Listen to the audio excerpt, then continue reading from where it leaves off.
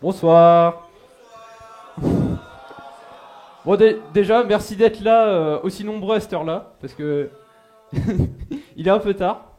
Donc, qui ici dans la salle a déjà joué à The Legend of Zelda A Link to the Past? Ah, ça avait pas mal de monde, ça avait pas mal de monde. Ok. Ok. Pour commencer, je vais un petit peu définir les termes que j'ai utilisés dans le titre de ma présentation. Je pense que si je vous parle de hacking, au moins ça vous évoque quelque chose. Le hacking, vous voyez le mec avec sa cagoule en train de pianoter sur son clavier, vous voyez le genre. Ici, ça va plus être, en hacking, ça va plus être créer des codes de triche. Donc avoir la vie à l'infini, pouvoir tuer les ennemis en un coup, ou avoir de l'argent à l'infini, ce genre de choses.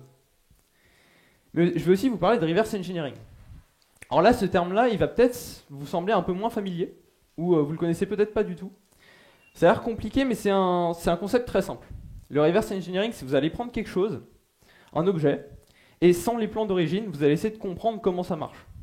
Ça peut être n'importe quoi, ça peut être quelque chose de mécanique que vous allez essayer de démonter, ou ça peut très bien être aussi un programme. Donc dans notre cas, ça va être le jeu The Legend of Zelda. On va essayer de prendre le code, et on va essayer de comprendre comment il marche pour le casser. Alors, je ne vais pas vous montrer énormément de code machine, voire presque pas du tout, mais je pense que c'est assez intéressant pour illustrer le concept de reverse engineering. Donc là, ce que vous avez, c'est une fonction qui est vachement connue en C. Je pense que vous la connaissez. Mais pour le coup, elle est compilée en assembly qui est en ARM, et plus précisément le mode thumb qui est utilisé sur la Game Boy. Alors, est-ce que quelqu'un aurait une idée de ce que ça pourrait être? Non, c'est pas printf. Ok, juste vous l'expliquer très rapidement. Donc on a un push tout en haut, donc ça c'est pour sauvegarder les valeurs, on s'en fout un peu. On a sub qui va allouer de la place sur le stack pour tout ce qui est nos variables locales. Et là on va voir la première partie intéressante qui va être le premier store. Store il va nous faire quoi? Il va stocker dans la var 14 le registre R0. Si on suit la calling convention de ARM, c'est le premier argument de la fonction. Du coup on sait que la fonction elle a déjà au moins un argument. Ensuite on a un moves R3 0, ce qui veut juste dire mettre 0 dans R3, qui est suivi d'un store qui va stocker ce R3 dans notre variable locale. Donc on a un argument et une variable qui est initialisée à 0. Ensuite, on a quelque chose qui ressemble de loin à une boucle, comme ça, où on va commencer par une instruction load qui va charger, si on regarde le nom de la variable, c'était notre premier argument, on va la charger. Et ensuite, on va faire un truc bizarre, on va utiliser cette variable comme une adresse pour charger un byte. Alors ça ressemble quand même très fort à un car pointer, parce qu'on va déréférencer un byte depuis la mémoire. Ce byte, on va le comparer à 0. S'il est différent de 0, on va rentrer dans la partie gauche. La partie gauche, on va charger notre variable qui est à 0, on va l'incrémenter, on va remettre le résultat sur stack, et on va faire la même chose pour notre car pointer. Et tout ça, juste à temps que le byte soit égal à 0. Et à la fin, on va tout simplement rentrer dans la fonction, récupérer notre variable, notre accumulateur qui a été incrémenté, et on va le mettre dans le registre R0 qui est le registre qui va contenir les variables de retour. Alors cette fonction c'est strlen et c'est littéralement le code que j'ai utilisé, que j'ai compilé pour avoir le code machine avant. Ce qu'on va faire en reverse engineering, c'est pas du code C au code machine, c'est on va essayer de faire l'inverse. Partir du code machine et ensuite arriver au code C. Du moins c'est l'objectif. Alors pourquoi est-ce que j'ai choisi de hacker un jeu rétro?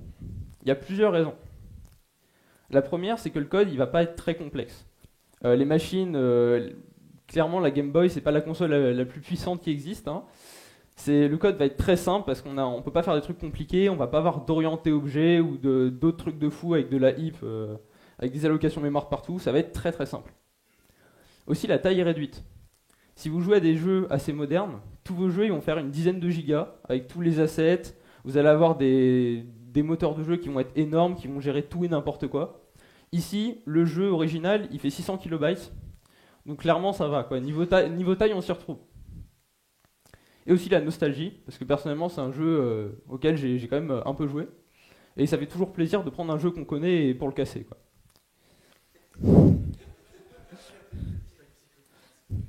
Alors, il y a quand même quelques petits désavantages et quelques petites contraintes qu'on va avoir. La première, c'est qu'on a peu d'outils de bonne qualité. Alors, je ne parle pas des émulateurs il y en a plein, et avec plein d'émulateurs, ça va rester jouable. Je parle d'outils pour permettre de débugger. Parce que nous, on va faire du reverse engineering, du coup, il nous faut quand même des bons outils pour qu'on puisse regarder la mémoire, débugger, mettre des breakpoints, récupérer les informations qu'on veut. Et trouver des bons outils, franchement, c'est pas simple. Comme on a pu le voir tout à l'heure dans la présentation sur la Game Boy, il fallait faire tourner un outil qui était que pour Windows pour avoir un debugger potable. Donc c'est pas terrible. Aussi, les formats sont custom. Si vous avez un jeu moderne, le plus souvent vous allez avoir plusieurs jeux qui vont partager le même moteur de jeu. Donc il y a des gens qui vont commencer à reverse les formats de fichiers, et puis au bout d'un moment vous aurez des outils pour tous les fichiers de ces jeux-là. Ici, ça va vraiment être des formats qui vont être faits juste pour le jeu. Et du coup, il va falloir se taper le code à chaque fois, ce qui est un peu saoulant, quoi. Et aussi, on n'a pas d'info de debug. Alors ça, c'est vraiment génial. C'est sur des exécutables modernes. Vous allez avoir des symboles, vous allez avoir des imports. Du coup, vous pouvez vérifier ce que fait le jeu à peu près, grosso modo. Et vous allez, des fois, il peut arriver qu'il y ait même les symboles du jeu. Donc vous allez avoir le nom des fonctions, ce qui peut arriver. Et vous pouvez avoir aussi des asserts, où donc vous allez avoir les strings à l'intérieur de vos fonctions. Ça arrive dans certains jeux aussi, qui donc vous permet de récupérer le nom des fonctions. Là, sur Game Boy, on n'a pas de chance, on a littéralement rien. On n'a même pas de strings, parce que les strings sont chiffrés dans le jeu. Du coup, on n'a strictement rien pour se débatouiller, et on a juste du code machine. Là, vous vous dites, ok, mais du coup, pourquoi tu fais ça? C'est vraiment se faire mal pour rien, quoi. Mais, finalement, pourquoi pas? C'est un projet qui, quand même, est, je pense, assez intéressant. On prend un jeu auquel on a joué, on ne sait pas comment il marche, on va essayer de comprendre comment il marche. Moi, je trouve ça plutôt sympa. Aussi, c'est un bon entraînement. Moi, je suis quelqu'un qui adore le reverse engineering, j'en fais beaucoup. Et je trouve qu'avoir un projet avec des contraintes comme ça permet vraiment de s'améliorer. Parce qu'on va être dans une situation où on n'a strictement aucune information, on va essayer de tout déterminer par rapport à quelques bribes d'informations. Et aussi l'expérimentation. Parce que en reverse engineering, il va beaucoup falloir créer vos propres outils pour vous permettre d'analyser plus vite. Donc là, au début, j'avais commencé ce projet de reverse engineering juste dans le but de trouver différentes méthodes pour aller plus vite. Et pour aussi reverse des jeux de Game Boy plus facilement. Parce que il n'y a pas vraiment un tutoriel sur un tas qui va vous expliquer comment avoir tout ce que vous cherchez.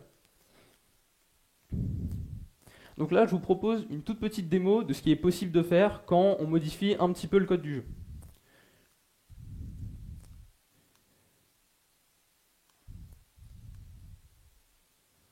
Alors, on est dans une des premières parties du jeu, on va devoir aller chercher Zelda. Donc jusque là ça va, il faut la faire sortir du château, tout va bien.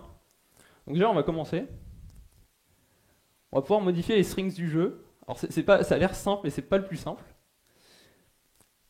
Comme on dit, on va commencer tout doucement.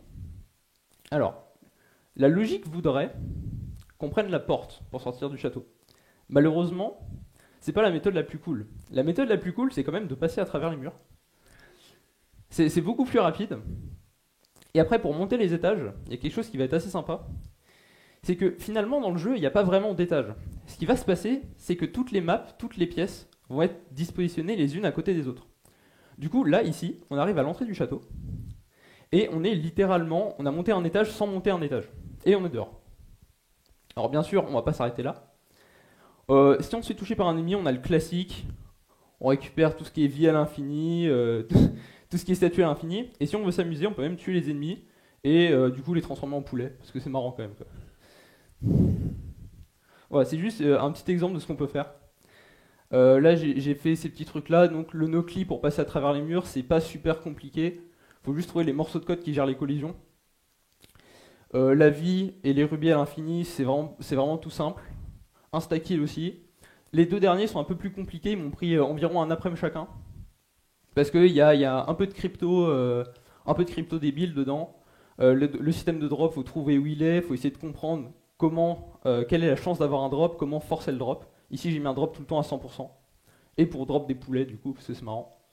Et aussi les dialogues qui sont chiffrés et qui ont un format complètement custom. Alors on va commencer, je vous propose d'étudier un cheat vraiment classique, celui qu'on fait tout le temps, qui est la vie à l'infini. Alors, est-ce que vous avez déjà utilisé des action replay? Oui, ok. Donc un code comme ça vous dit peut-être quelque chose. Alors ça a l'air complètement imbitable et incompréhensible. Mais si on se penche sur le format, c'est pas si compliqué que ça. Là, je vous ai facilité le travail, j'ai déjà mis des couleurs. Mais si on se réfère à la documentation, Il se trouve que le format est très simple. Le premier nibble va juste dire ça, c'est une opération pour écrire, 8 bits. Ok. En vert, vous allez avoir l'adresse où écrire, et vous allez avoir en violet la valeur à écrire. Donc si c'est la vie à l'infini, on peut se douter que l'adresse, c'est l'adresse de la ville link, c'est une variable globale, du coup maintenant on sait où elle est, et on sait que la valeur maximale c'est A0. Jusque là ça va. Comme quoi c'est pas vraiment de la magie noire. Après le problème c'est que ce cheat là, il va écrire dans la RAM. Moi j'aime pas quand ça écrit dans la RAM, moi je veux casser du code quoi. Du coup ce qu'on va pouvoir faire, on pourra faire la même chose, mais en modifiant directement le code du jeu. Alors là, vous avez l'exemple du code qui gère les dégâts que se prend Link à chaque coup. Alors c'est tout simple, vous allez avoir les deux instructions LDR qui sont au milieu. La première va charger la ville Link dans R0. La deuxième va charger une valeur qu'on ne connaît pas vraiment dans R1. On va faire une soustraction de ces deux valeurs. Donc littéralement, ville Link est égal ville Link moins quelque chose. Donc on peut se douter que c'est les dégâts. Ensuite, ça va faire tout un tas de calculs. Donc pour ceux qui sont intéressés, ça fait juste un cast en une suite. Et à la fin, on stocke la valeur après soustraction de retour dans sa variable globale. Alors, là on a le code qui fait la soustraction. Un truc assez malin, ça serait quand même de faire au lieu de faire R0 est égal à R0 moins 1, on pourrait juste faire R0 est égal à R0, et puis on perdrait jamais de la vie en fait. Donc c'est littéralement ce qu'on peut faire, et juste changer ces 2 bytes par des null bytes. Ça donne un mauvais R0 R0. Et si on charge le jeu,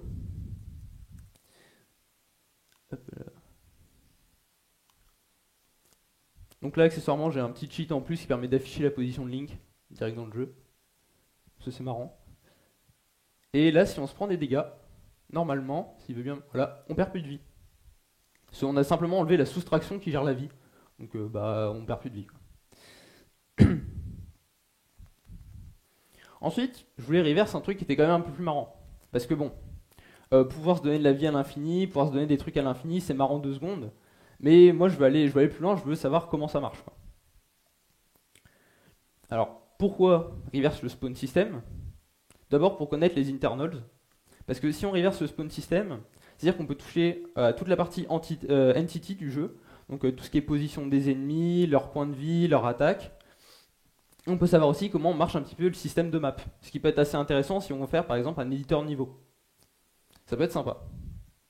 Aussi c'est pour le modding, parce que comme j'ai dit, faire des cheats simples c'est marrant 2 secondes, mais si on veut changer tous des pans complets du gameplay, il va falloir comprendre comment le code du jeu marche pour qu'on puisse s'insérer dedans et faire ce qu'on veut. Et aussi tout simplement pour casser le jeu, parce qu'on peut s'amuser à faire des trucs qui sont pas prévus normalement, et un peu tout casser. Ça arrive des fois de faire segfault le jeu aussi. Donc, alors le spawn system, il est vraiment simple. Le plus dur, c'est de le trouver. Alors ce qui va se passer, c'est que votre ROM Game Boy, en gros, c'est un blob binaire et vous savez pas où est le début, où est la fin. Il se trouve qu'à un endroit, il y a un blob qui va représenter un fichier, parce qu'il n'y a pas de fichier en Game Boy, enfin il n'y a même pas d'OS en fait. Et vous allez juste avoir un blob binaire qui va contenir des adresses. Ces adresses, elles vont chacune pointer vers un array à taille variable à chaque fois. Et il se trouve que le premier array, il va être indexé par le map ID. Donc c'est la zone dans laquelle vous allez aller où vous êtes actuellement. Celle qui va être set au moment où vous allez avoir un changement de zone. Du coup, pour trouver quelles entities vont apparaître dans le jeu à la prochaine zone, lesquelles vont spawn, on peut juste prendre le premier tableau, aller à l'index qui correspond à la map qu'on veut éditer, et prendre le deuxième array.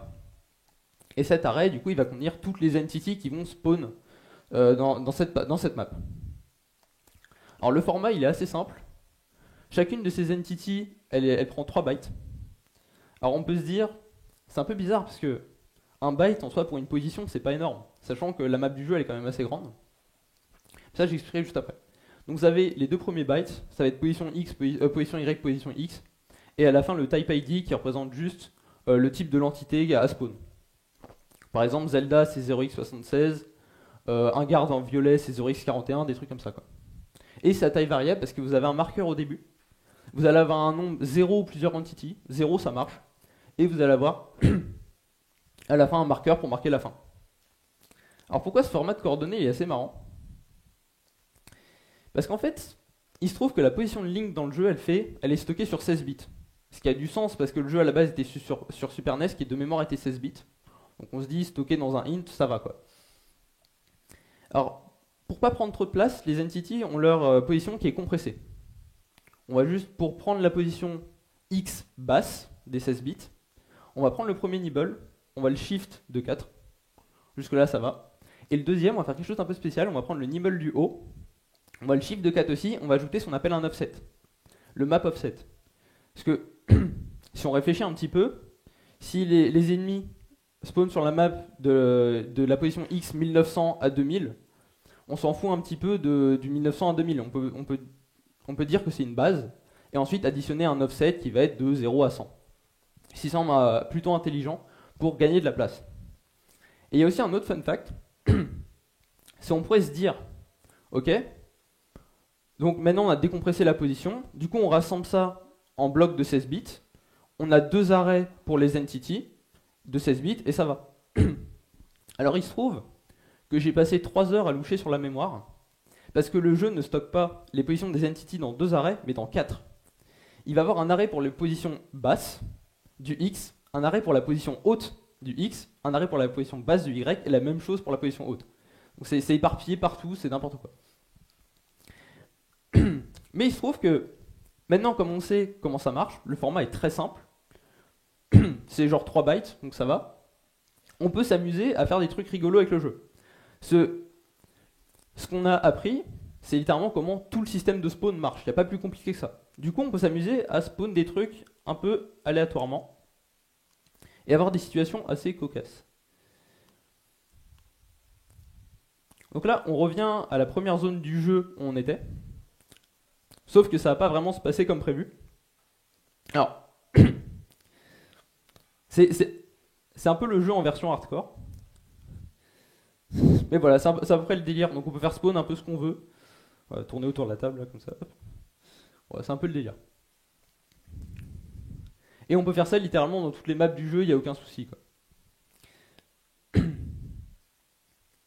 Voilà, donc en quelques liens utiles, j'ai un lien GitHub qui répertorie toute la recherche que j'ai un peu clean sur le jeu. Donc avec tout ce qui est offset, tout le système de dialogue, le système avec les algos de crypto pour les ressources. Et j'ai aussi mon blog pour ceux qui sont intéressés par toute la partie beaucoup plus technique. Parce que là, j'ai présenté vraiment une vue d'ensemble. Mais là, c'est vraiment toute la partie technique sur comment trouver les valeurs, comment isoler les morceaux de code qui vont nous intéresser. Et comment casser le jeu aussi. Voilà. Est-ce qu'il y a des questions? Oui?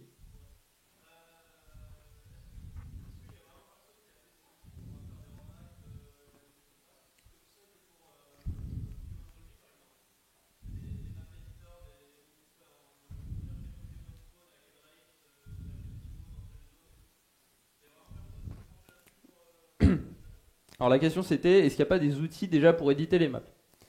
La réponse c'est qu'il va en avoir, mais pour la version Super NES. Après ça reste sensiblement la même chose, les tables de drop par exemple dans le jeu elles sont pareilles, mais il va y avoir quand même quelques petites différences.